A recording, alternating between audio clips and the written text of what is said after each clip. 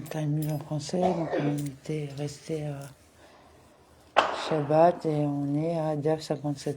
La Mishnah énumère les objets qu'une femme peut ou non emporter avec soi, ou porter dans le domaine public le jour du Shabbat. Cela dépend si l'objet particulier est considéré comme un ornement qu'elle peut porter, ou simplement comme un fardeau pour la femme, ce qu'elle ne peut pas porter. Même si elle est considérée comme un ornement, on craint toujours qu'elle ne l'enlève et le porte dans sa main dans le domaine public, ce qui est interdit par la loi de la Torah, Mishnah. Avec quel objet une femme peut-elle sortir dans le domaine public le Shabbat et avec quel objet ne peut-elle pas sortir? Une femme ne peut sortir ni avec des fils de laine, ni avec des fils de lin, ni avec des bandes de toute autre étoffe qu'elle tresse dans les cheveux de sa tête. Une femme ne peut pas plonger dans un bain rituel avec ses cheveux tant qu'elle ne les a pas détachés. Lorsque les ficelles ou les bandes sont tendues, l'eau ne peut pas atteindre ses cheveux sans obstruction, invalidant ainsi son immersion.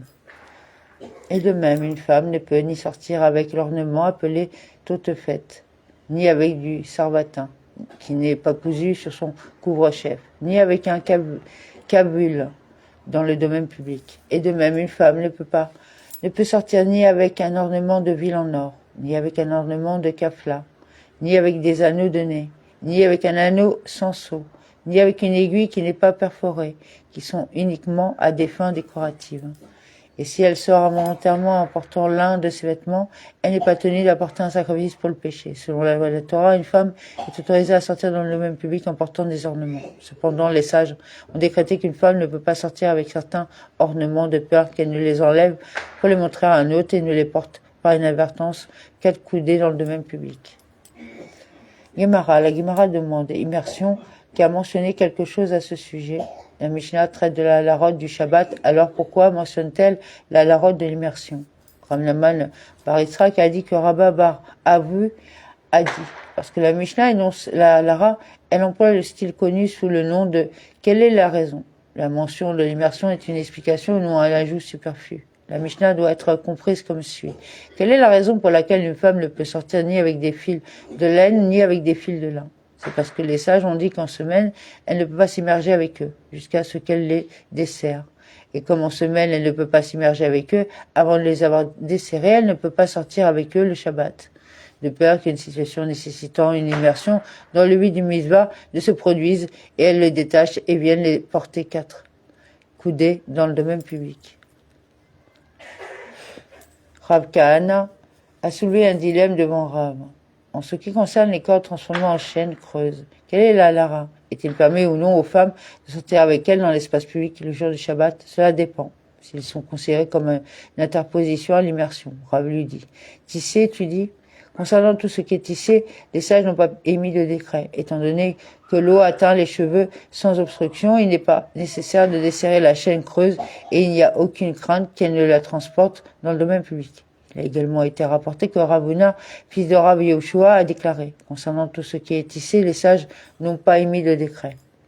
Et certains disent que Rav Huna, fils de Rav Yehoshua, a dit. J'ai vu que mes sœurs ne font pas attention à les enlever. Et elles se baignent même avec des chaînes tissées attachées dans leurs cheveux. Apparemment, l'eau atteint les cheveux. La chaîne n'est donc pas une interposition par rapport à l'immersion. La Gemara demande quelle différence pratique y a-t-il entre cette version et cette version de la résolution du dilemme? La Gemara explique, il existe une différence pratique entre elles, dans le cas où les chaînes sont sales. Selon cette version, dans laquelle vous avez dit, concernant tout ce qui est tissé, les sages n'ont pas émis de décret, ceux-là aussi sont tissés. Et selon cette version dans laquelle vous dites que cela est dû au fait que ces sœurs n'étaient pas particulières, dans ce cas, comme ils sont sales, elle y prend soin et les enlèvera certainement lors de son lavage. Par conséquent, elles doivent également les faire lorsqu'elles s'immergent dans un bain rituel. Nous avons appris dans une Mishnah du traité Mikvaot. Et voici les objets qui s'interposent pour une personne, des cordes de laine et des cordes de lin, et les sangles qui sont sur la tête des filles. Rabbi Yehuda dit, les brins de laine et les mèches de cheveux ne s'interposent pas car l'eau atteint les cheveux à travers eux. Rav Huna a dit, et nous avons appris tout cela, des cordes de laine et de lin dans le cas où elles sont utilisées pour attacher les cheveux sur la tête des filles. Rav Yosef s'oppose fortement à cette halara du Rav Huna. Pour exclure quelque autre endroit du corps, Rav Huna a-t-il dit cela? Si vous dites qu'il s'agit d'exclure les cordes attachées au cou, et puis les cordes faites de quelle matière cela exclut-il? Si vous dites qu'il s'agit d'exclure les brins de laine, alors la Mishnah précise que des brins de laine doux sur les cheveux qui sont relativement durs s'interposent et invalident l'immersion. En ce qui concerne les cordes molles au-dessus de la chair molle du manche, faut-il dire qu'elles s'interposent? Disons plutôt que la déclaration du Rabbuna en est venue à exclure les cordes de lin. Une difficulté similaire surgit. Or, la Mishnah déclare que de dures cordes de laine sur les cheveux qui sont durs s'interposent et invalident l'immersion. Si oui, s'agissant de cordes dures au-dessus de la chair molle du manche, faut-il dire qu'elles s'interposent? Rabbi Yosef a dit que c'est la raison pour laquelle Ravuna limite le souci d'interposition aux ficelles attachées dans ses cheveux et non autour de son cou. Parce qu'une femme ne s'étrangle pas lorsqu'elle se part d'une ficelle ou d'une sangle autour de son cou. Par conséquent, on ne serre jamais la ficelle ou les sangles au point que l'eau ne puisse atteindre la peau.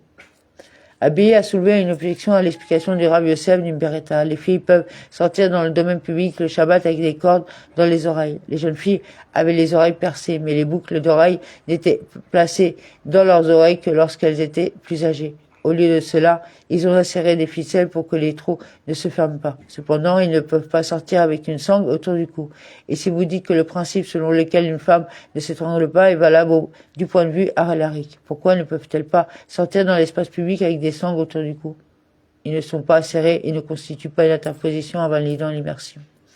Ravina dit, 57b, il s'agit ici d'une large sangle, katla, ornée qui pend autour du cou, à laquelle est attaché un petit bavoir. Une femme s'étrangle avec une katla car la sangle est large et la serre ne provoquant pas de douleur. Elle le resserre car cela lui plaît de paraître charnu. Il était considéré comme beau d'avoir de la chair dépassant du katla.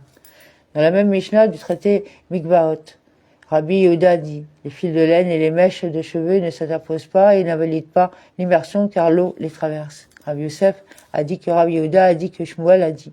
La Lara est conforme à l'opinion de Rabbi excusez-moi. Yehuda concernant les mèches de cheveux, toutefois la Lara n'est pas conforme à son avis concernant les ficelles en laine. Abiy lui dit, en disant que la Lara est conforme à Rav Yehuda. Par déduction, les rabbins ne sont pas d'accord en ce qui concerne les mèches de cheveux, cependant aucun avis affirmant que les mèches de cheveux constituent une interposition des cités dans la Mishnah. Et si vous dites cela, si nous n'avions pas entendu dès le premier Tana qu'il parlait des mèches de cheveux, Rabbi Yehuda n'en aurait pas non plus parlé. Apparemment, le premier Tana interdisait les mèches de cheveux et le Rabbi Yehuda n'était pas d'accord avec lui. Néanmoins, cela pourrait s'expliquer autrement. Et peut-être a-t-il fait précéder ce qu'il disait au rabbin de la phrase. Tout comme vous êtes d'accord avec moi sur le fait que les mèches de cheveux ne s'interposent pas, convenez-moi que les brins de laine ne s'interposent pas non plus. Le fait qu'il ait mentionné des mèches de cheveux n'indique pas une dispute. Au contraire, il s'agit d'une tentative d'établir un consensus concernant la Lara. En effet, il a été rapporté que Rav Naman a dit que Shmuel a dit. Les rabbins sont d'accord avec Rabbi Yehuda en ce qui concerne les mèches de cheveux.